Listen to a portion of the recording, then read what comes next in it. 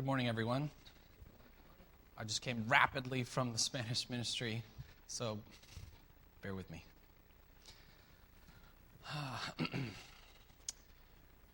We are studying our Confession of Faith, chapter 2 of God and the Holy Trinity, and taking our time as we began to go through it last Lord's Day. And right now, we're looking at the first introductory clauses of the first paragraph. In particular, right now we're looking at the phrases, "The Lord our God is but one only living and true God, whose subsistence is in and of himself." Whose subsistence is in and of himself. So let me ever so briefly review what that means when it says that God's subsistence is in and of himself. We said that last week we said that this affirmation, God's subsistence is in and of himself, is what we usually refer to as the doctrine of divine aseity. Ase, you can see right here, ase, from Latin, his being of himself. Well, being in and of himself. We could just say that. God's aseity. So, to subsist is to be in a particular way. Subsistence describes manner. In what way is something? What is your manner of being? So you subsist, I subsist, we all subsist. It means we are. A subsistent thing is a real thing. It exists. It is. But your subsistence is the way in which you exist. And in our confession of faith, we confess that God subsists in and of himself. So his being is ase being. His being is in and of himself, which corresponds to, or really comes from, the divine name in Exodus 3:14, which is, I am that I am. I am that I am.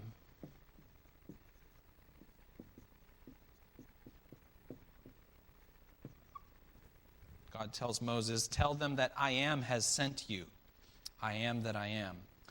So as creatures, the direction we're going to go with this for this morning's lesson, Sunday school, is that God's subsistence, his being in and of himself, his aseity, it creates an infinite gap, an infinite difference between the Creator and creatures. So we're talking about the creator-creature distinction. The creator-creature distinction. The Creator has being in and of himself. The Creator, God, is, and when I say he is, I mean his being, his isness, is in and of himself. Why does God exist? Well, he is the sufficient explanation for his own being. He is that he is. There's no reason behind God. There's no cause, precedent, antecedent to God. God is the sufficient explanation for his own being, and only the Creator. That's only true of God. Only God has being in and of himself. If there was another being that also had being in and of itself, then you'd have what? Two gods. And then there would have to be some antecedent cause that explains why there are two gods, when there should be one ultimate cause who truly exists in and of himself, who is then given those gods being in some way. So there's one and only one ase being. There's one and only one being whose being is in and of himself, and that is God, whose very name, whose proper name is I am that I am. This creates an infinite gap. We have just, invisible writing. This is, we're communicating with one slash an infinity, an infinity of being. Because the creatures that God creates, what could we say about their being? They subsist, they have an existence, but is the being of a creature like you and me, is it in and of myself? Do I just exist because I am? No, rather, for from him and through him and to him are all things. So all things have their being from him, and all things have their being through him, and all things have their being to him. So this is why we said last week that creatures, we exist. We have our being from. We have a derived, dependent being, whereas God's being is in and of himself, without prior cause or explanation. The Creator's being is a se, his subsistence is a se, whereas the creature's subsistence is an existence. We are because God has made us, and because God sustains us, and if God wanted to, if it were his will, he could cause that we cease to exist. Whereas God cannot cease to exist. His being cannot cease. He is I am that I am, whose being is in and of himself. He could not somehow extinguish himself, whereas God could most certainly extinguish the being of creatures, should he so desire. So this little slash that represents an infinity of difference between the being of the Creator and the being of the creature is very important to understanding the world and life. It's also very important for understanding theology and what Christianity teaches about God and about creation and about many, many, many things. So think with me about this creator-creature distinction, and we can ask certain questions to better understand the nature of this distinction, the nature of this difference between creator and creatures. So the first question we want to ask, in order to better understand the distinction between creator and creature and the nature of the infinite difference in being between them, is to ask this question: is the difference between the creator and the creature one of quantity?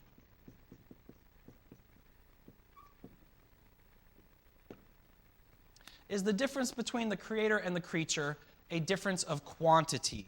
Well, God has all the being, and creatures just have a slice or a portion or a part.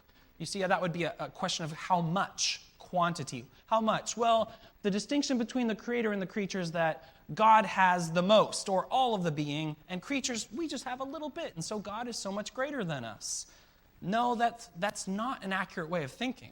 If we accepted that idea, that the difference between God and creatures is that he has more in quantity of being and we have less, then we would be entering into pantheism or panentheism.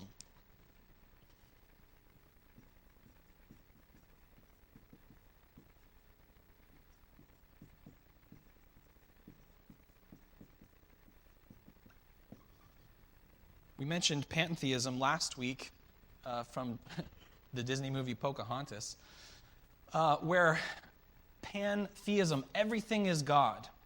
What is God? Add up all the things that exist, and they constitute God. So every rock is God, and every gust of wind is God, and every river is God, and all of the things that we can see and all of the things that are, add them all up, and all of them, they are God. You see how God is just the sum total of, in quantity, of all existing things.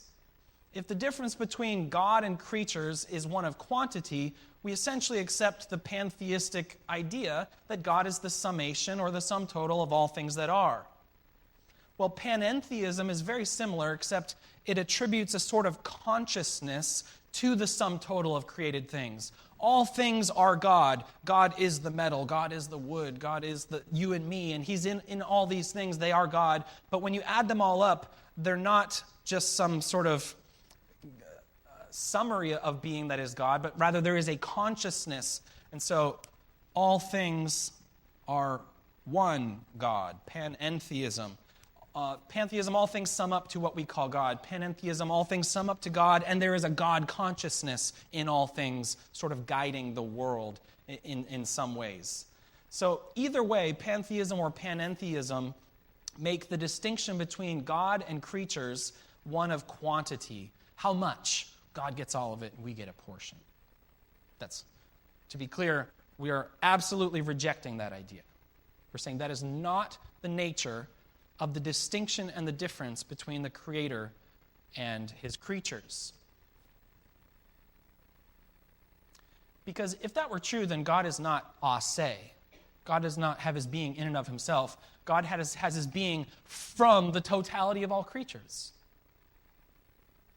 But God exists, or God is, whether creation is or not. The second question that we can ask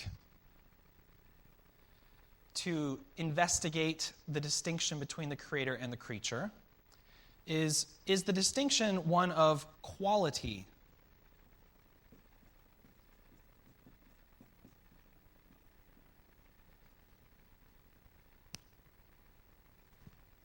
Is the distinction between the Creator and the creature, or God and creatures, is it a distinction of quality? Now, I'll test your high school Spanish here. In Spanish, what does cuál, what does that mean? Which? Which one? If you want to say in Spanish, what? You'd say, ¿qué? If you want to say which, you'd say, ¿cuál? So quality has behind it not the question how much, but which one?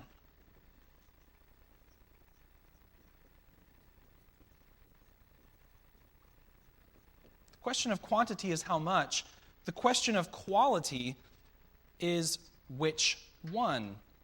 Now, it may be easy to think, yes, the distinction between God and creatures, or between the Creator and the creature, is one of quality. If we said something like, God is qualitatively different than creatures, that sounds very good. And there is a certain truth in that way of thinking, but it's not really the most accurate way of asking these questions or answering these questions. Why?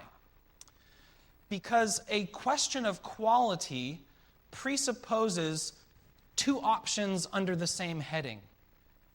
You're at the donut store, and they say, which donut do you want? That means there's an assortment of donuts in one case, and you're supposed to pick one out of the many donuts. So which one assumes that two things are on the same level, and you're picking them out of two options on the same level under some as subcategories of some greater category. So the problem here, I'm going to do it in this empty space here, would be that you're assuming there is a larger category of being, and then there is sort of God being, and then there's creature being, which there's truth to that, but we shouldn't think of some more fundamental principle of being of which God is merely a classification or an example. God is not which one among beings. That's not the most accurate way to consider this. Now, again, is there not truth if we said, God has a se being and creatures all have created being? Yes, that would be very true.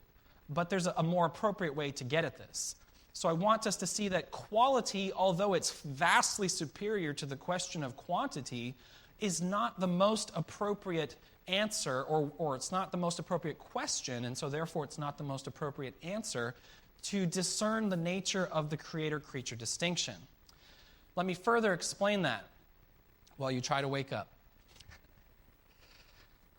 All idolatry and mythology essentially accepts this premise, that the gods are like us but better or more. So the gods are like humans, but they're stronger, or they're wiser perhaps, or more vicious. The difference between the gods and men is one of quality. They are like us, but superhumans. And that's how the creature often conceives of the creator in mythology and idolatry. The gods of the nations are usually what you long for or desire to have. And I mean, it's like our superhero movies, which Thankfully, people don't worship those, or at least it doesn't seem like they do. But how do we conceive of superheroes in our art and culture? We think, boy, I'd love to fly, and then there's a superhero that flies. Wow, I'd love to be invisible, and then there's a superhero that's invisible. So it's qualities that distinguish the superheroes from us. They're like us, but they just have more qualities or better qualities and such things. So quality really puts the gods on the same level as creatures. Criaturas. That's the reason my Spanish is coming out. The gods and creatures are both subcategories of being when you use a question of quality to distinguish the creator and the creature. So while there is a safe way to answer that question, it's not the most appropriate question, nor the most precise question. But we're running out of questions. What question can we use then to ask or to discern, to interrogate the nature of this gap and distinction and difference between the creator and the creature? And it's a word that we would not be familiar with, but it's not difficult to understand once we learn a little bit. And it's actually a question of quiddity. Quiddity. So notice here, coming from Latin, but if you have some Spanish knowledge, it's not hard to see. If you speak Spanish, you'd say, ¿cuánto cuesta? How much does it cost? Quantity. ¿Cuánto cuesta? How much does it cost? How much? Quality. ¿Cuál de los dos? Which of the two? Which one? Quiddity, this is from Latin. Quid means what. We're asking about the whatness of things. This is why quality presupposes two categories on the same level of something more fundamental, whereas quiddity, whatness, goes all the way to the foundation and says, what are these two things? What is the creator and what is the creature? Not of what kind, that would be quality, nor how much, that would be quantity, but quiddity. Quid, pro, quo, this for that, or what for what. We're looking at the whatness of things. And when we investigate that, we say, okay, the whatness of God is se being. Being, subsistence in and of himself. And the whatness of creatures is existence, created being. For from him and through him and to him are all things. And therefore, through that question of quiddity or whatness, that's when we most correctly see and most precisely communicate the nature of the distinction between the creator and the creature. Not two categories of one set, nor as a difference of quantity, but only the creator is ase. Only the creator subsists in and of himself. And all other things flow from him and through him and to him. There is God the creator who has subsistence in and of himself, and then there are creatures whom he has created, and their being depends on him and comes from him and flows indeed back to him. But here's something really interesting, is if I ask you the question, or if we sit down and we write on a piece of paper, quid est, what is God? What is God? What is God? Well, we can say he is a being whose subsistence is in and of himself. He's not an idea. He's not a theory. He's not a principle. He is. But it's okay. I understand. But what is God? You see, man cannot define God.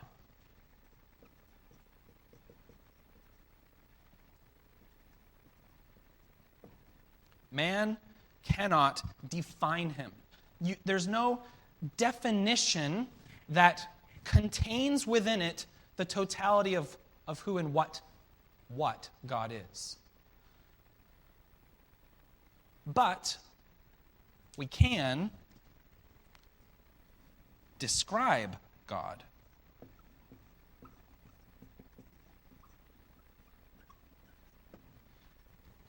We cannot define him, but we can describe him. And so that's what the attributes of God are. The attributes of God are where we attribute something to God, which we find in the Scriptures, and some of his attributes, which we can find from nature and reason. But we attribute them to God, not as though we can contain within a definition the totality of God's whatness, of his quiddity. That's impossible. But rather, we can truly describe him. And this is something we're going to develop further in later lessons. But notice that in our confession of faith, after we make this assertion, whose subsistence is in and of himself, then we confess infinite in being and perfection. Infinite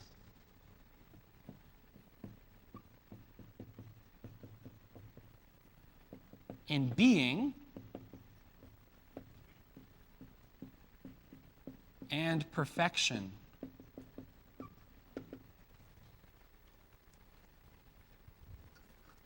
How can you define the infine, the infinite? How can you make definite and define that which is infinite? You cannot make definite that which is infinite. God is infinite in being, so you can't define his being. We can define creaturely being.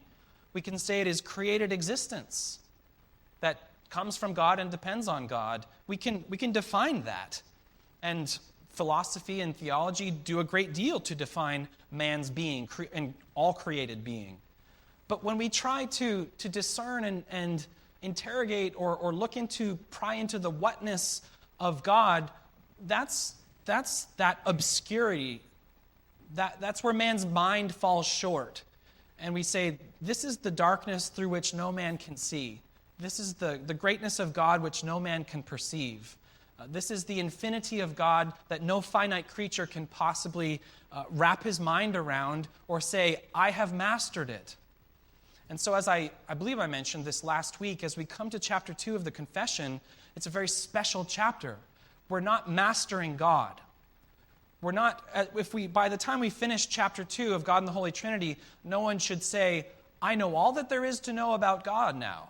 And we have said everything that there is to say about God, as though we've completed our biology class and we've looked at everything under our microscopes and we've drawn all the conclusions there are to draw. No, theology proper, the study of God, and is not where we master a subject.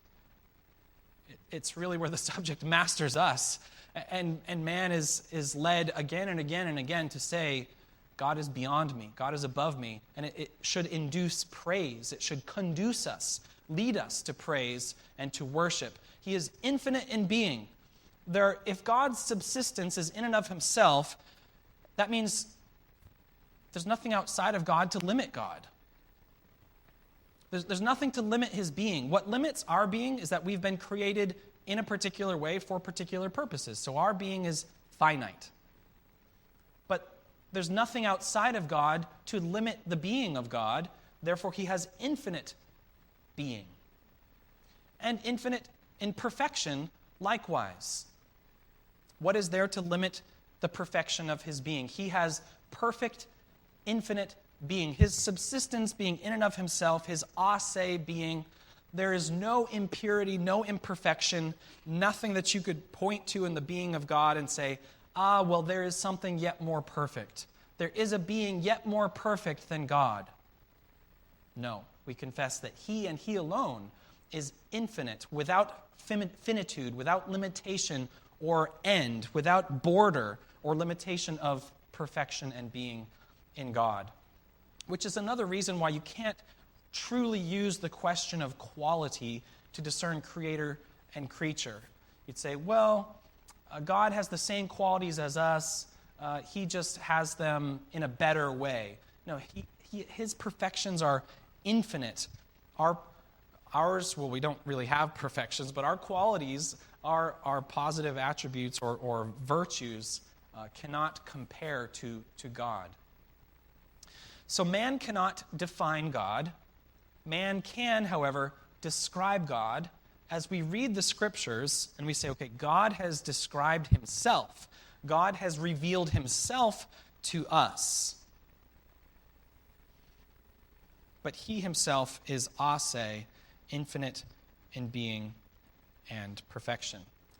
Now, today's lesson is a little bit shorter, but we're going to stop here because the next statement very much follows from this, and it's this: whose essence cannot be comprehended by any but himself. Because of God's ase existence, because of his infinity of being, and because creatures are all finite in their being, no creature can possibly comprehend the essence of God. But the reason that we're not getting into that in this lesson is that the incomprehensibility of God and the ineffability of God need a larger treatment because they then relate to man's knowledge and description of God. If we cannot comprehend him, if we cannot speak him, if he is ineffable, then can we know him and can we say anything true of God? And we most certainly can. But that's why we need more time to develop that when we come back to these lessons. So what's next, which follows right from this, is God's incomprehensibility and God's ineffability, that he cannot be spoken. You cannot contain, incomprehensibility is saying you cannot contain God in your mind. Ineffability is saying you cannot contain God in your words. Because if the finite creatures can comprehend the infinite, that's just not possible. So we will pause here, and when we come back to chapter 2 of the Confession, we will look at incomprehensibility and ineffability. So to conclude, just to recapitulate, God's subsistence is in and of himself, which means his ase being from himself, which we gather from a variety of sources, but especially from the divine name, I am that I am, which then leads us to the creator-creature distinction, this slash representing an infinite gap in being, not a difference of quantity, more and less being between God and creatures, nope, nor a difference even of quality, beings of different kinds, nope, that's not what we are describing, but rather a difference of quiddity, a difference of whatness. What is God? The one and only living and true God whose subsistence is in and of himself, and all other things whose subsistence is from him and through him and to him, which is a difference of whatness and quiddity, not God and creatures being two categories of being, but God having uncreated, eternal, independent ase existence or subsistence, and creatures being, of course, from him and through him and to him. And therefore, the creatures who then study or learn about their God, their creator, when they come to understand him or to try, they cannot define him. This is touching on incomprehensibility and ineffability, but we can describe God, and that's what we will develop and defend in the next lesson. So, thank you very much for your attention. You are dismissed.